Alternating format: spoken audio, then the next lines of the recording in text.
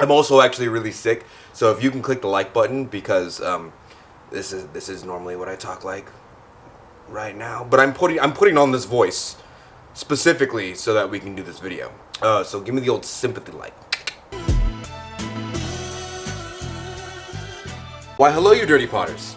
How are you today? It's time to glaze another thing from the shame pile. For those of you who wonder what the shame pile is, it's very common in potter culture to have a pile of stuff that you almost never glaze because you're either too ashamed to glaze it or you're afraid that you'll mess it up in the glazing process and it won't come out as good as other combos you have before. So a lot of us end up saving a hoard of stuff. It's not here. I know I'm pointing here like it's here, but realistically it's down there, and most of them are like 2 feet tall, if not more than that. But I have a bunch of big artistic pots that I like to glaze sometimes whenever I find just the right combo, and I'm willing to let one go today. I'm not going to show you the shame pile because I don't want to take it out every single time I make a video, but I think most of you have seen it in the trailer for Season of the Flex, which I will link here and down below anyway if you want to see the shame pile.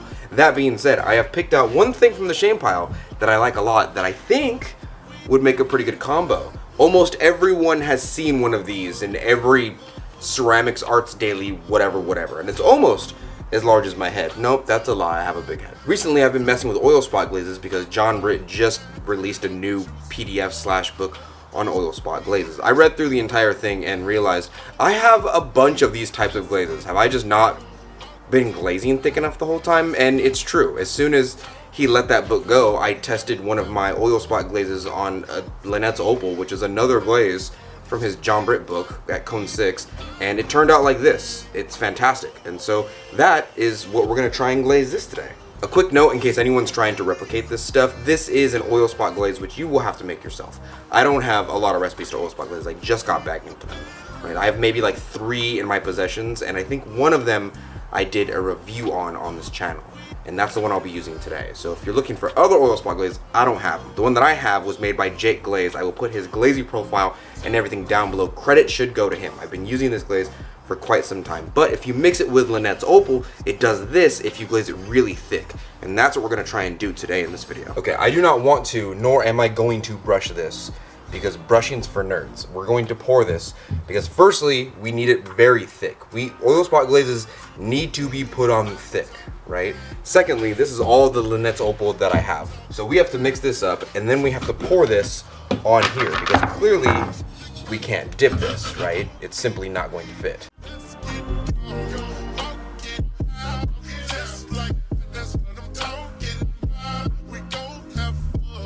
Fortunately for me, I have a very high-tech contraption that I use to glaze larger pots that I just don't feel like brushing, and that is a bucket. I get a bucket, I take 2 pieces of kiln furniture. I would usually use wood, but I just couldn't find it, so I don't care. And then I put this on the top of this, and if I'm a lucky ducky, a lot of the glaze that I pour on usually ends up siphoning back into the bucket. Now, if I was a smart man, I'd do some of this right here to make sure it doesn't come off on the sides. And this is why NASA hires me. Granted, it looks silly, and I'm sure someone in 5 minutes in the comments below is going to be like, you could have just done this, you absolute dingus. But since you're not here right now, and you can't time travel, I'm doing this instead.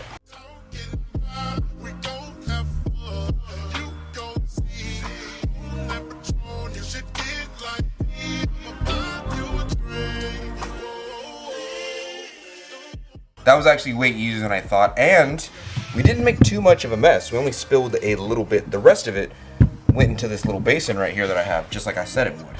And once it's dry, which is fairly quick to be honest with you, we take it off, put it over here, and now we do a bit of cleanup. Keep in mind, if you want to do this at home and you have either a piece of wood or stilts like this, you're gonna have to clean these up really well because if I put these in the kiln with glaze on them, the glaze is gonna attach to these, right? So I have to take these somewhere else, clean them very well, let them dry out in the sun, and then we can use them in our kiln again. Okay, that was good. That was actually really good cleanup time. Very little mess. In fact, it was one swipe and a hose walk away, right? Fortunately for me, the oil spot glaze that I still have left over, because I've developed my own by this point, but this is the first one I ever come in contact with. By the way, Jake, if you're watching this, thank you for this recipe. I greatly appreciate it, which is why I credit you so much for it. I have a bucket of it left over from all the years past that I had made it. Here's the thing though, here's the key with these oil spot glazes, is they need to be on very, very thick, sometimes even putting on 4 to 5 layers, either on top of other glazes or by themselves in multiple fires. Which means that I need to make sure that this combo is very, very thick, which is why you saw me put on an extra helping of Lynette's Opal. So we're gonna mesh this up real good. I used it earlier today, so that's pretty good. Alright, I'm just gonna dump it straight into this bucket right here.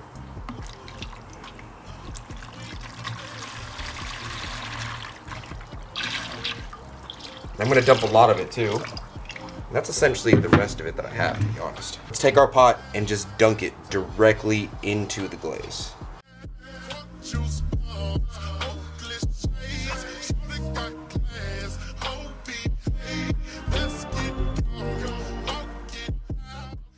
That is a pretty good coat, but remember I said we need this to be extra thick.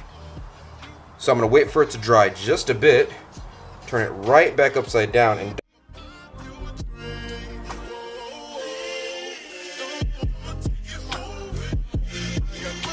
now we have the thickness that we want for this glaze.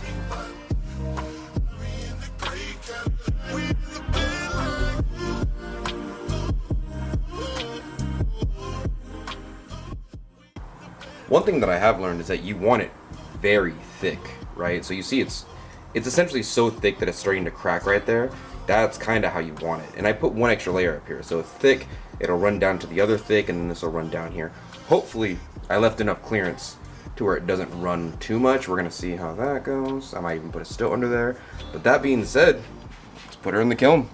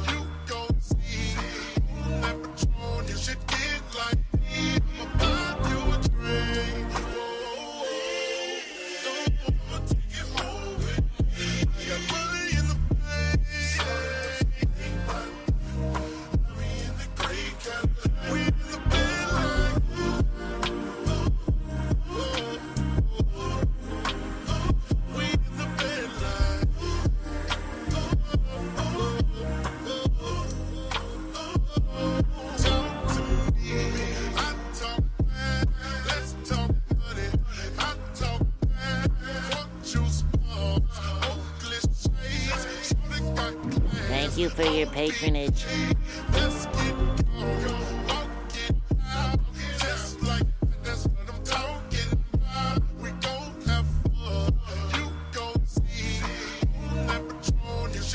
Saying this is all of the Lynette's Opal I have is difficult. You should see the other shots.